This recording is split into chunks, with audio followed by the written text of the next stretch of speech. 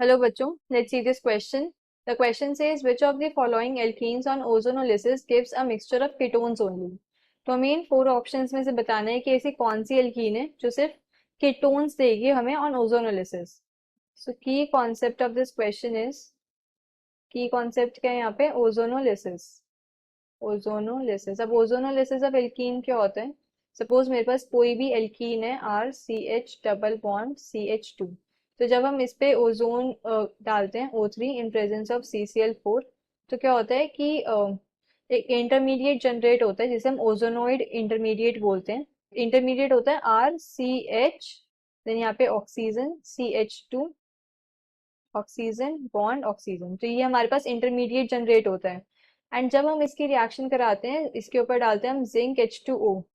सो यहाँ पे क्लीवेज होती है एंड क्लीवेज के बाद, क्लीवेज कुछ इस टाइप से होती है कि हमें क्लीवेज के बाद कार्बोनिल कंपाउंड्स मिलते हैं.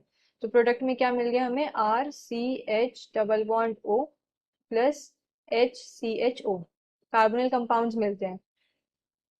तो अब क्या है, हम इन सारे कंपाउंड्स की क्लीवेज करके देखते हैं, ओजोनोलिसिस करके देखते हैं कि हमें क्या कंपाउंड्स में क्या मिलेगा. सबसे पहले है CH3CH double bond CH3.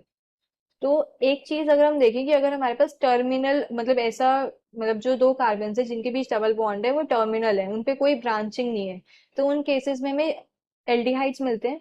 But अगर वहां पर क्या है कि वो जो कार्बन जिससे अटैच्ड है डबल बॉन्ड, वहां पे ब्रांचिंग हो रखी है, तो उस केस में हमें क्या मिलते हैं? कीटोन्स. तो अगर मैं फर्स्ट पार्ट के अंदर देखूं, फर्स्ट पार्ट है CH3CH डबल बॉन्ड CH सो अगर ए पार्ट की हम ओजोनोलिसिस कराएं, CH3CH डबल बॉन्ड CH सो जब मैं इसके ऊपर डालूंगी पहले O3 एंड देन मैंने इसके ऊपर डाला जिंक H2O. सो उस केस में क्या होगा, ये डबल बॉन्ड की क्लीवेज होगी एंड जो मुझे प्रोडक्ट्स मिलेंगे वो मिलेंगे CH3CH double bond O plus CH3CH double bond O. यानी 2 मोल्स ऑफ इथेनॉल मिलेगा इस केस के अंदर. दोनों ही क्या है? एल्डिहाइड्स है, कीटोन्स नहीं है. तो ऑप्शन ए क्या हो गया? Incorrect.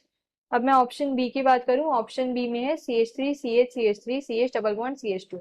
So option B is CH3CH then CH double bond CH2.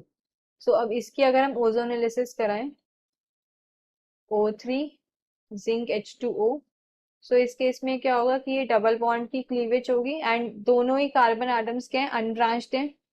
तो हमें क्या एल्डिहाइड्स मिलेंगे इस केस के अंदर भी. CH3CH CH double bond O plus HCHO, दोनों ही क्या एल्डिहाइड्स हैं. So this option is also incorrect. अगर मैं थर्ड ऑप्शन देखूं, थर्ड ऑप्शन के अंदर हमारे पास क्या है? एक 5 मेंबर्ड रिंग है and double bond carbon then CH3. So ये जो कार्बन एटम है, this carbon atom is branched, इसकी दोनों वैलेंसी पे क्या अल्काइल पार्ट अटैच्ड है. तो जब हम इसकी ओजोनोलिसिस कराएंगे, इसके ऊपर O3 डालेंगे एंड देन ZnH2O डालेंगे, तो उस केस में क्या होगा कि ये बॉन्ड की क्लीवेज होगी एंड क्लीवेज के बाद दोनों कार्बन एटम्स के पास के अल्काइल ग्रुप्स अटैच्ड हैं. सो दोनों ही क्या है? कीटोन्स जनरेट करेंगे. ये डबल बॉन्ड, और मतलब ये 5 membered ring, then double bond O plus यहाँ पर आ जाएगा CH3 C double bond O CH3. तो दोनों ही क्या कीटोन्स है, मिक्सचर ऑफ कीटोन्स मिल रहा है. सो सी पार्ट इज करेक्ट. अगर मैं फोर्थ ऑप्शन देखूं, फोर्थ ऑप्शन के अंदर है CH3CH double bond C CH3CH3. सो हमारे पास जो डी पार्ट है, डी पार्ट है CH3CH double bond C CH3CH3. तो इसके अंदर क्या है कि ये वाला जो एक कार्बन एटम है, इसके पास हाइड्रोजन है एंड ये वाला जो कार्बन एटम है, इसके पास हाइड्रोजन नहीं है. सो इसकी जब हम ओजोनोलिसिस कराएंगे, सो आफ्टर ओजोनोलिसिस हमें क्या मिलेगा? एक तो हमें एल्डिहाइड मिलेगा CH3CHO, और एक हमें क्या कीटोन मिलेगा. बट क्वेश्चन में हमें क्या mixture of ketones only report करना है. सो मिक्सचर ऑफ कीटोन्स तो सिर्फ ऑप्शन सी के अंदर है. Option D is also incorrect. So we can say the final answer is option C. Hope you understood this well. Best of luck.